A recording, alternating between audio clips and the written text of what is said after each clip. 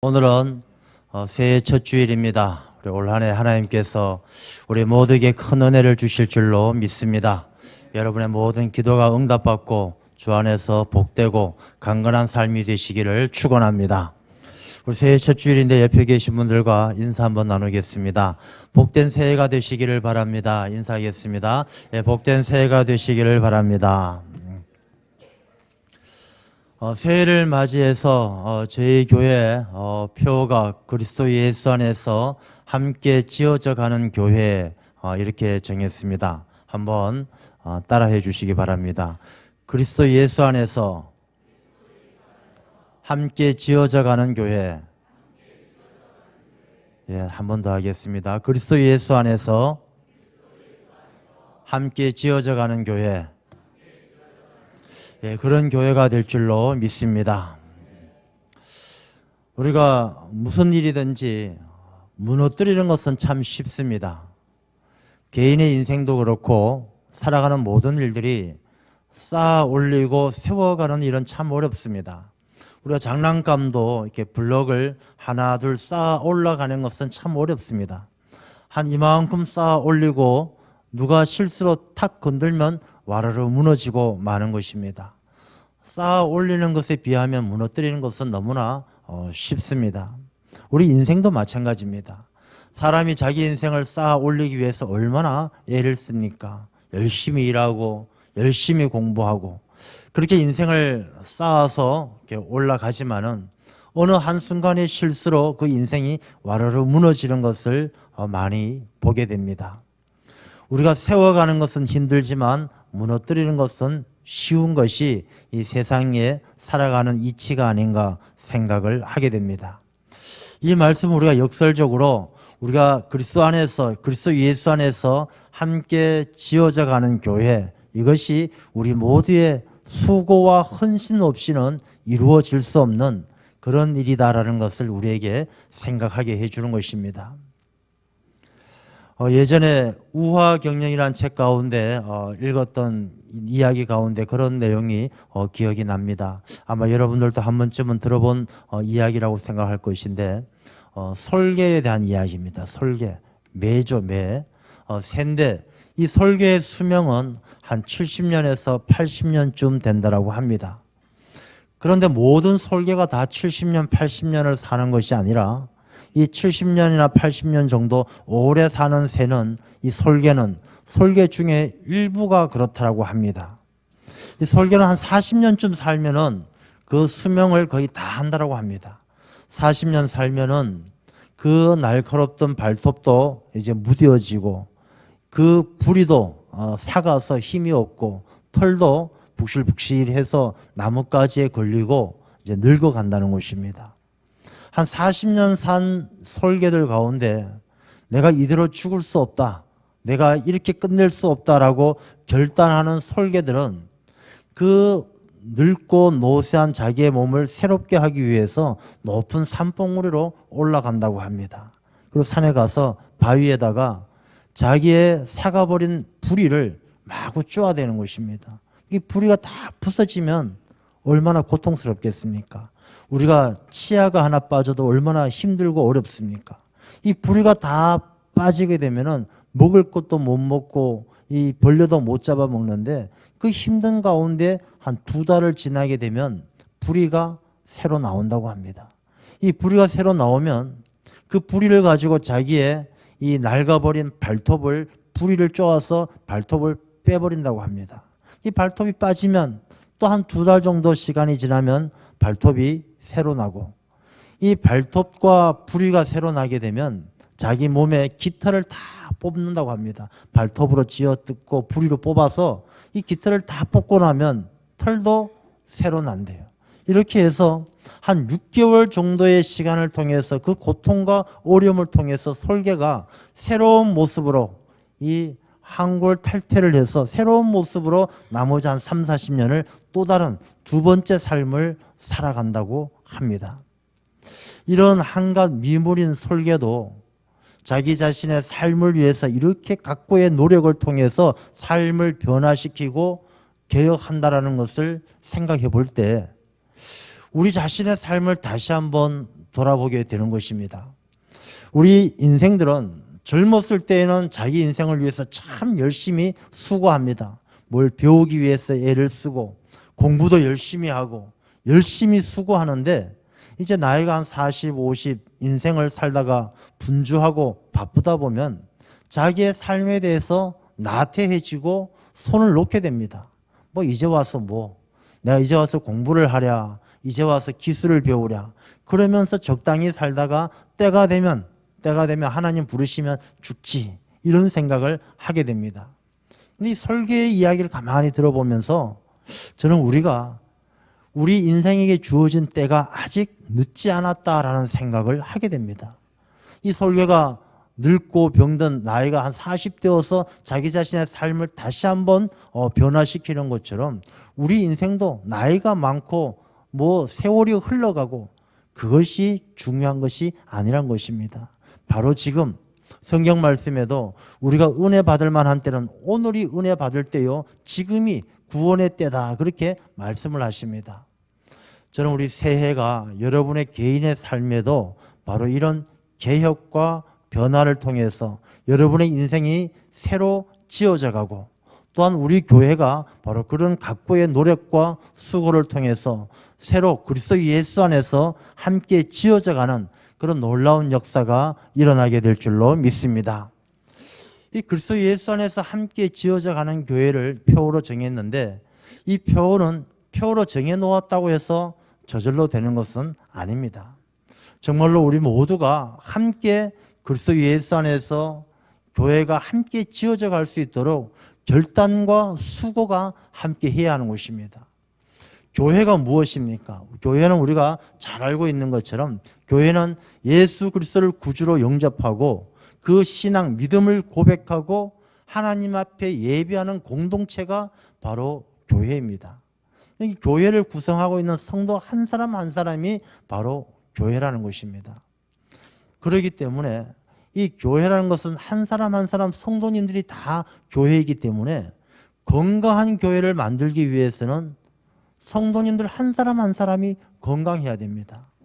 내가 영혼이 병들고 내가 늘 좌절과 낙심에 빠져 있고 불평과 원망으로 살아가는 내 영과 내 삶이 병들어 있는데 그런 병든 성도님들이 모여 있는 교회가 건강한 교회가 될 수가 있겠습니까?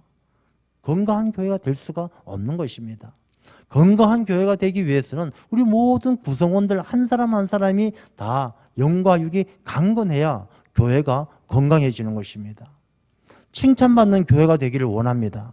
칭찬받는 교회는 이 교회가 어려운 사람들 돈 많이 퍼줘서 구제하고 좋은 일 많이 하고 그렇게 해서 칭찬받는 교회가 되어지는 것 아닙니다. 그렇다면 돈 많은 교회가 다 칭찬받겠죠. 그렇지만 돈이 많고 큰 교회라고 해서 다 칭찬받는 것 아닙니다. 칭찬받는 교회가 되기 위해서는 교회를 구성하고 있는 구성원들 한 사람 한 사람이 그리스도인의 삶을 통해 칭찬받을 만하게 살아갈 때에 이 교회가 칭찬받는 교회가 되는 것입니다.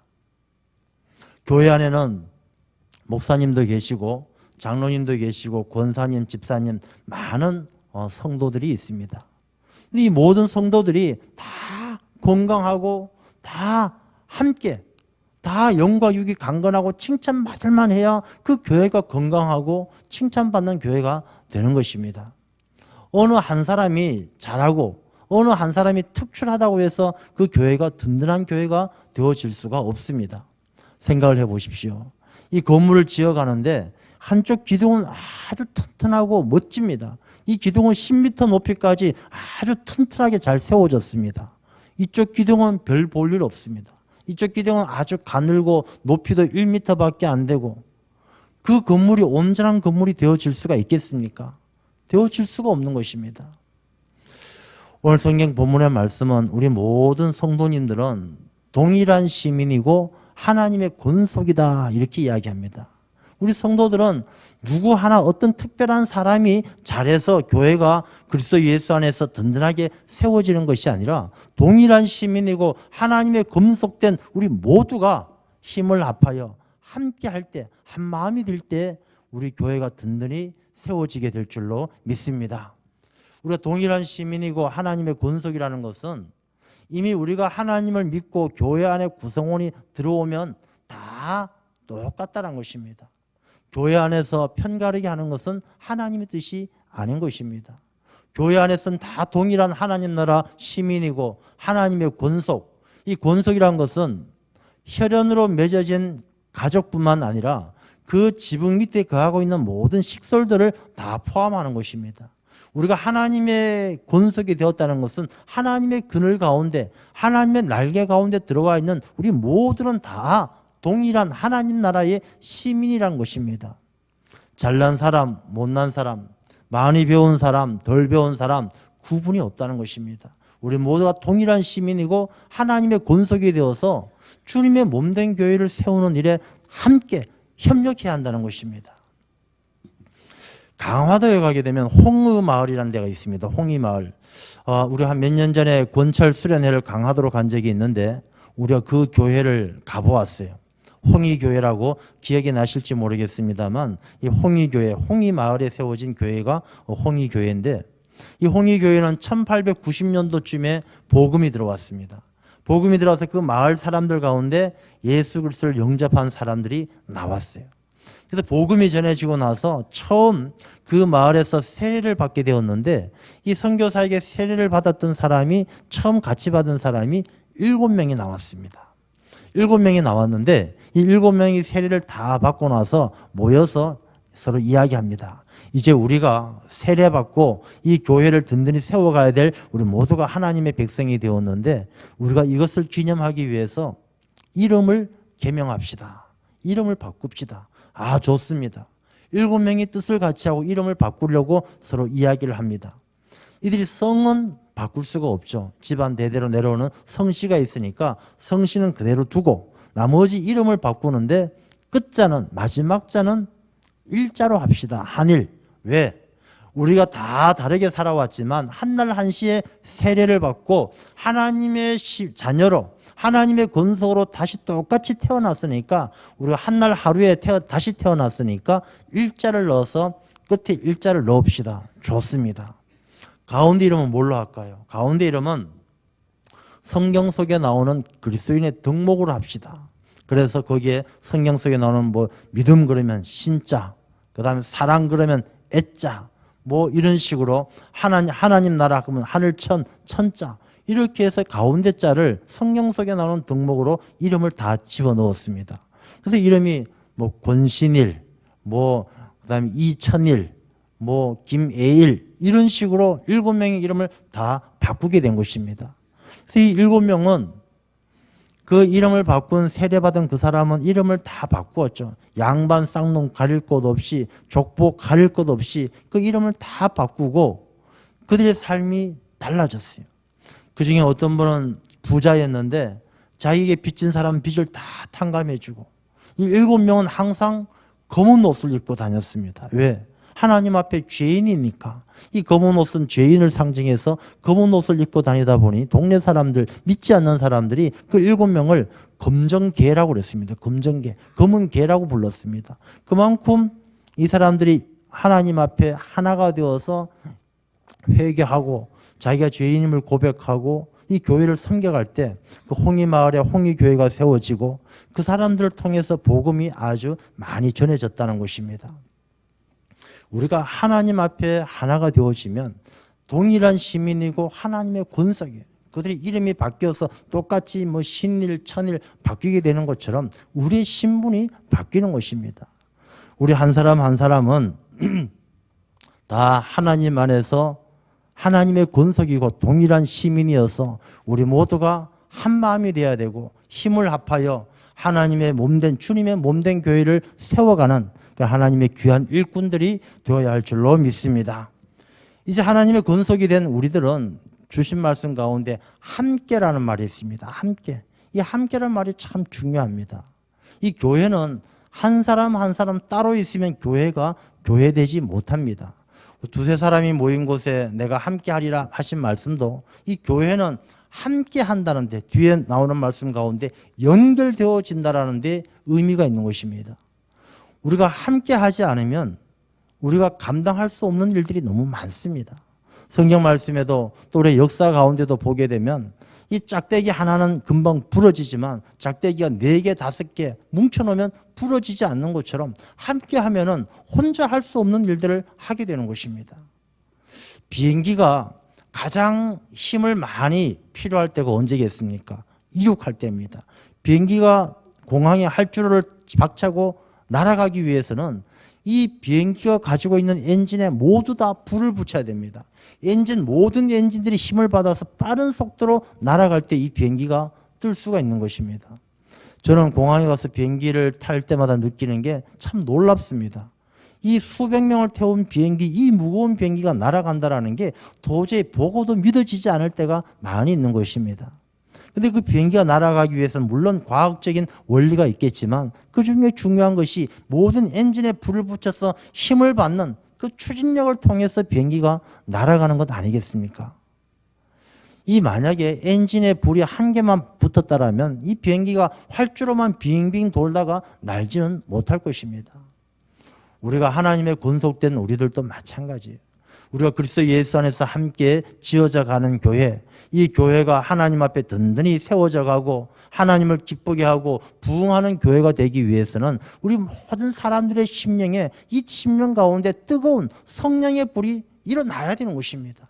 오늘 본문의 말씀 가운데도 성령 안에서 이렇게 말씀을 하시는데 우리가 성령 안에서 22절 보면 너희도 성령 안에서 하나님이 거하실 처소가 되기 위하여 우리가 성령의 불길이 우리의 심령 가운데 불타올라야 우리 모두가 함께 이 비행기가 하늘을 나는 것처럼 이 교회가 교회되는 역사가 일어나는 것입니다. 비행기가 활주로만 빙빙 돌면 그 비행기가 무슨 소용이 있겠습니까?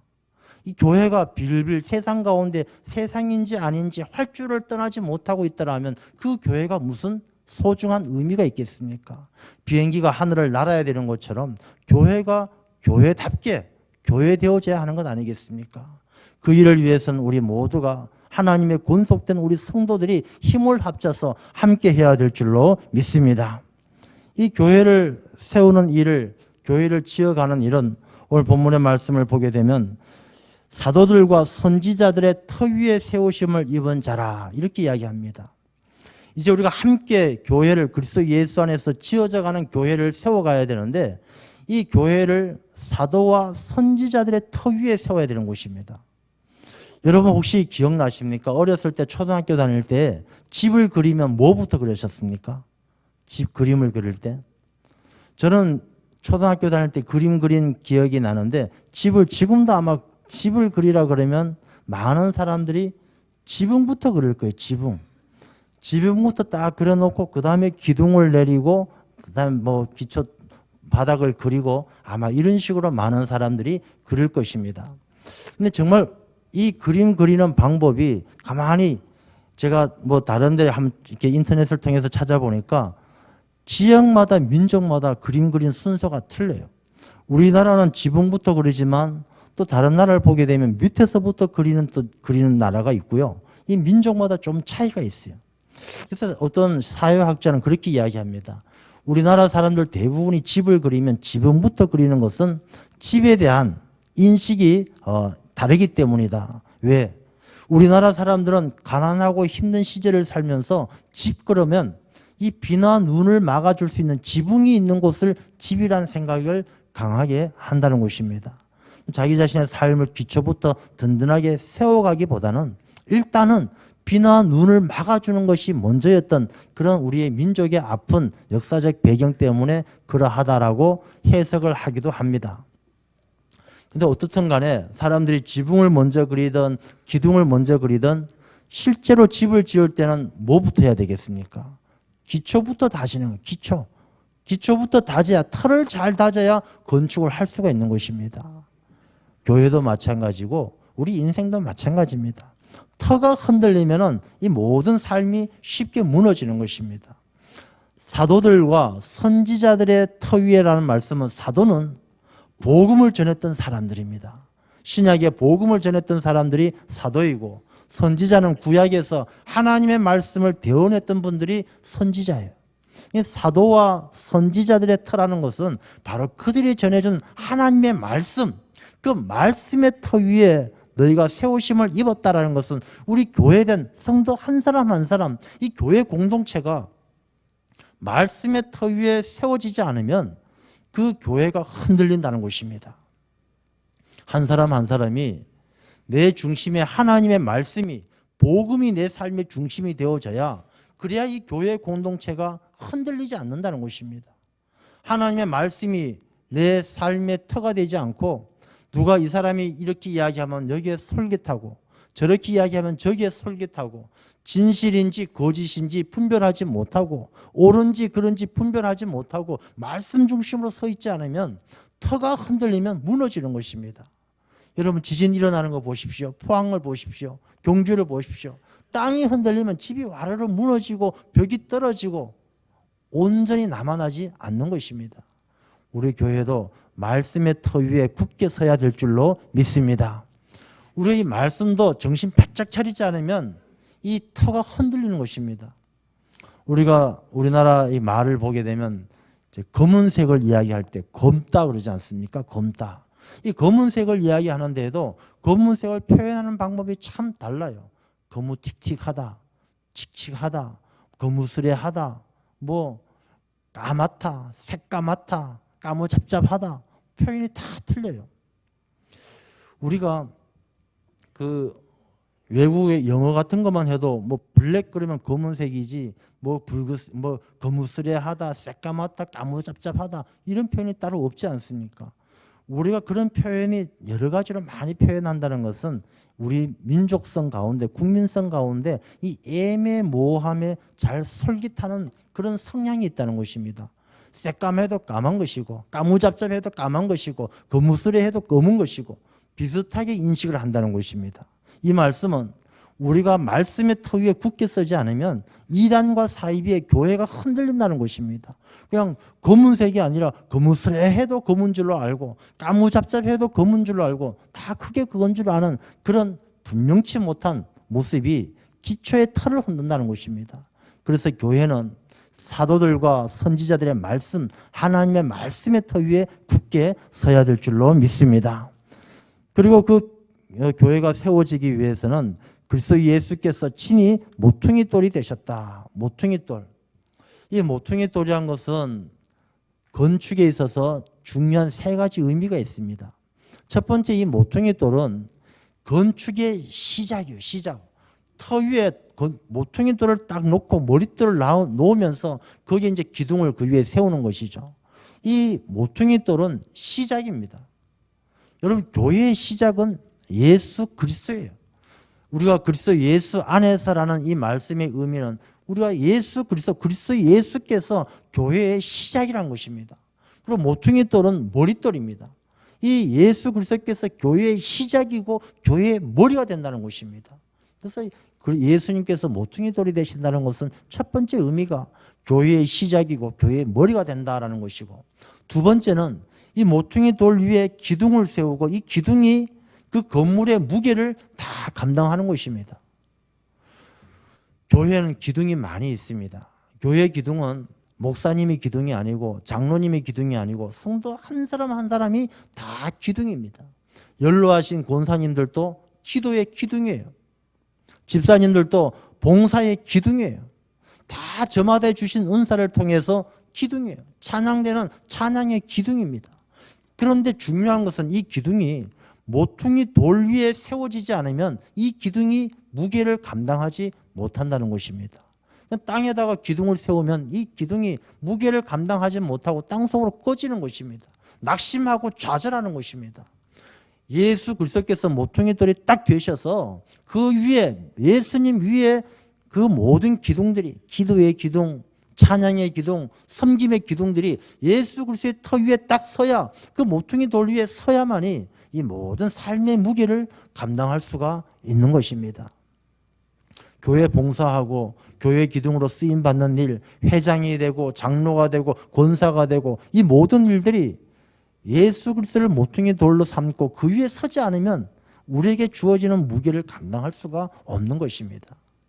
저는 우리 새해를 맞이하면서 우리 모든 성도님들의 삶이 모퉁이 돌이 되시는 예수 그리스도 위에 든든히 세워지는 그런 기둥과 같은 삶이 되어야 할 줄로 믿습니다.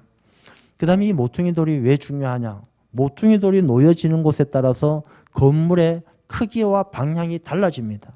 이 모퉁이 돌이 가까이 놓여 있으면 건물이 작은 건물이 되고 크게 멀리 떨어져 있으면 큰 건물이 되는 것입니다.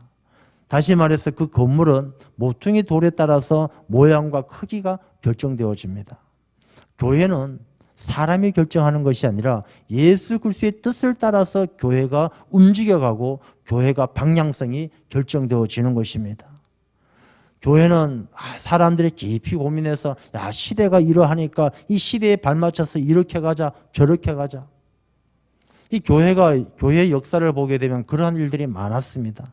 최근 한 몇 년 전, 10년 전만 하더라도 한국교회 막 열린 예배라 그래가지고 막 찬양하고 다른 순서 다 빼고 찬양하다 설교하다가 찬양하다 끝나고 이런 예배도 많이 드렸습니다.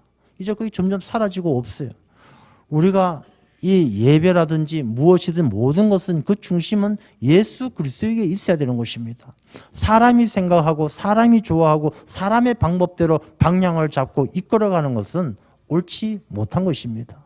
교회는 예수님이 모퉁이 돌이 되신다라는 것은 모든 방향과 결정과 해나가야 될 모든 일들은 예수 그리스도 중심으로 움직여가야 된다는 것을 말씀해 주고 있는 것입니다. 우리가 예수 그리스도 안에서 지어져가는 교회는 바로 예수님을 모퉁이 돌로 삼는 그런 교회가 되어야 할 줄로 믿습니다. 그리고 그 건물들은 서로 연결하여 주 안에서 성전이 되어가고 이 교회의 아주 중요한 본질 중에 하나가 이 연결입니다. 연결. 여러분 우리 성도님들이 모인 이 공동체가 교회라고 하는데 이 공동체란 말은 서로 연결되어져 있다는 것입니다. 여러분 건물들이 연결되어져 있지 않으면 그 안에 사람이 살 수가 없습니다. 여러분들 아파트든 연립주택이든 집이 있는데 이 집들이 다 상수도가 연결되어져 있지 않고 도시가스가 연결되어져 있지 않고 이 배수관이 연결되어져 있지 않는다라면 그 집에서 어떻게 살겠습니까? 수돗물이 나오겠습니까? 그 물을 배수구로 흘러보낼 수가 있겠습니까? 난방이 들어올 수 있겠습니까? 가스가 안 들어오면 조리를 할 수가 있겠습니까? 연결되어져 있지 않으면 이 건물들은 죽은 건물과 똑같은 것입니다. 성도들도 마찬가지예요. 우리가 교회 안에서 서로 연결되어져 있지 않으면 영적으로 연결되어져 있고 믿음으로 연결되어져 있고 성령으로 연결되어져 있지 않으면 우리가 은혜가 흐르지가 않고 생명수가 흐르지 않고 사랑이 흐르지 않는다라면 이 교회가 교회답지 못한 것입니다. 서로 연결되어져서 주 안에서 성전이 되어 간다. 이 말씀은 이 모든 성도들이 서로 연결되어질 때 좀 불편하고 모양이 다르고 서로 살아가는 게 다 방식이 다르지만 건물마다 다 특징이 다르지만 그 연결되어질 때 그 안에 생명수가 흐르고 은혜가 흐를 때에 그 건물에 사람이 거할 수 있는 것처럼 이 교회 안에도 하나님께서 거하시는 처소가 되어질 줄로 믿습니다. 이 성도가 연결되어지는 것. 그래서 성도의 교제가 중요한 것이고 예배가 귀한 것이고 모이기에 힘쓰는 것이 중요한 것입니다. 버클리 대학교에서 한번 실험을 했습니다. 쥐를 가지고 실험을 했는데 쥐를 한 마리를 키우고 이쪽에는 5마리를 키우고 이쪽에 또 5마리를 키우는데 한 마리는 그냥 키우고 5마리 그냥 키우고 나머지 5마리는 사람이 아주 잘 돌보면서 키웠어요. 이 세 가지를 따로 놓고 이 쥐를 키웠는데 한 마리만 먹고 살던 한 마리만 살던 쥐는 600일 살다가 죽었답니다. 5마리 모여 살던 쥐는 한 750일 살다가 죽었답니다. 그 다음에 5마리가 사는데 필요할 때마다 먹을 거 주고 돌봐주었더니 이 쥐들은 한 950일 살다가 죽었답니다. 뭘 의미하겠습니까? 혼자 있는 쥐는 일찍 죽고 5마리 서로 연결되어진 쥐는 더 오래 살고 돌봄을 당하는 쥐들은 더 오래 살았다는 것입니다. 이 말은 사람들도 마찬가지예요. 혼자 살아가는 세상이 아니라 더불어 살아가는 세상이고 더불어 살아가는 세상 가운데 하나님께서 돌보시는 세상이 더 아름답고 귀한 삶을 살아가게 된다는 것을 우리에게 깨닫게 해주는 것입니다. 서로 연결되어진다는 것은 바로 그런 의미가 있는 것입니다. 우리가 올 한 해는 우리 성도들이 서로 연결되어지는 은혜의 해가 될 줄로 믿습니다. 우리가 서로 마음을 열고 단절된 마음을 열고 이 집집마다 상수관이 연결되어져서 수돗물이 흐르는 것처럼 우리의 마음속에 흐르는 그 생명수와 은혜가 내게 차고 넘쳐나면 옆집에 흘러가듯이 우리의 주변 다른 성도들에게 선한 영향력을 끼칠 수 있는 그런 서로 연결되어져서 은혜를 나누고 성령을 나누고 사랑을 나누는 그런 놀라운 역사가 일어날 줄로 믿습니다. 그런 역사가 일어나게 되면 22절 보게 되면 하나님이 거하실 처소가 되기 위하여 그리스도 안에서 예수 안에서 함께 지어져 간다. 이 지어져 간다는 말씀의 의미가 무엇입니까? 건물이 지어지면 건물은 점점점 올라가게 되고 자라나게 되는 것입니다. 이 지어져 간다는 이 말씀은 교회가 성장해야 되고 성숙해야 된다는 것입니다. 이 성장하고 성숙한다는 것은 교회 규모가 커지고 뭐 덩치가 커진다는 것이 아니라 이 점점점 성숙해지는 것을, 이 성숙한 교회가 되는 것을 이야기합니다. 여러분, 우리 교회 한 500명의 예배를 드립니다. 다 신앙생활 하는 여러분들의 겉모습을 보게 되면 다 다르죠. 어떤 분들은 한 70대신 분도 계시고 30대신 분도 50대신 분도 다 다르지만 만약에 하나님 보시기에 하나님 앞에 우리의 신앙이 자라지 못해서 다 5살짜리 아이 같다라고 한번 생각해 보십시오. 500명의 아이들, 5살짜리 아이들이 모여가지고 저쪽에서는 배고파요, 밥 주세요. 저쪽에서 목말라요, 물 주세요. 아이스크림 주세요. 장난감 주세요. 500명이 그러고 있다라고 생각해 보십시오. 그런 그 소란과 그 시끄러움 속에서 하나님이 거하실 처소가 마련이 되겠습니까? 사람들, 저마다 아이들의 목소리만, 빽빽거리는 아이들의 목소리만 시끄럽고 분주하고 싸우고 다투고 그런 어지러운 세상 되지 않겠습니까? 우리가 교회가 교회되기 위해서는 이 교회가 지어져 가는 것처럼 우리 한 사람 한 사람의 신앙이, 한 사람 한 사람의 인격이 자라나고 성숙해져야 하는 것입니다. 우리가 성숙하는 만큼, 우리가 지어져 가는 만큼 하나님께서 우리에게 더 큰 능력 주시고 하나님께서 함께 하시는 처소가 되어서 세상을 바꿀 수 있는 큰 교회가 될 줄로 믿습니다. 인류대학이라는 것이 건물만 좋으면 인류대학이 아니지 않습니까? 서울대학교가 인류라는 것이 서울대학교가 건물이 좋아서 인류겠습니까? 아니지 않습니까? 인류대학이라는 것은 좋은 교수, 좋은 학생, 좋은 교육이 있을 때 우리가 인류라고 이야기하는 것입니다. 교회도 마찬가지입니다. 건물이 크고 사람이 많고 재정이 많고 그게 인류교회가 아니에요. 정말로 하나님이 기뻐하시는 교회는 그리스도 예수 안에서 함께 서로 사랑하고 연결하고 서로 은혜가 흘러 넘쳐서 함께 성장해 나가는, 성숙해 나가는 그런 교회가 하나님이 기뻐하시는 교회가 아니겠습니까? 좋은 집을 지어도 도둑놈이 살면 도둑놈의 집이지 그 집이 무슨 좋은 집이 되겠습니까?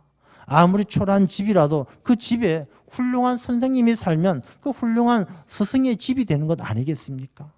교회가 아무리 건물이 좋아도 서로 다투고 싸우고 서로 온 세상 가운데 욕먹는 지탄받는 교회가 된다면 아무리 건물이 좋아도 아무리 사람 많아도 망할 놈의 교회가 되는 것이죠.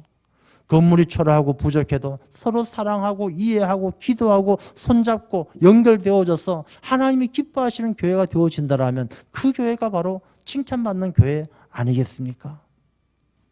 우리가 새해 그리스도 예수 안에서 함께 지어져가는 이 교회의 말씀, 오늘 담긴 말씀의 의미를 우리가 깊이 깨달아 우리가 다시 한번 결단하고 우리 한 사람 한 사람이 수고하고 힘써서 내가 더 많이 힘써서 내가 더 많이 사랑하고 더 많이 섬기고 더 많이 낮아짐으로 우리 교회가 그리스도 예수 안에서 우리 모두가 함께 지어져가는 아름다운 교회가 되어서 하나님의 영광을 드러내는 우리 올레가 될 줄로 믿습니다.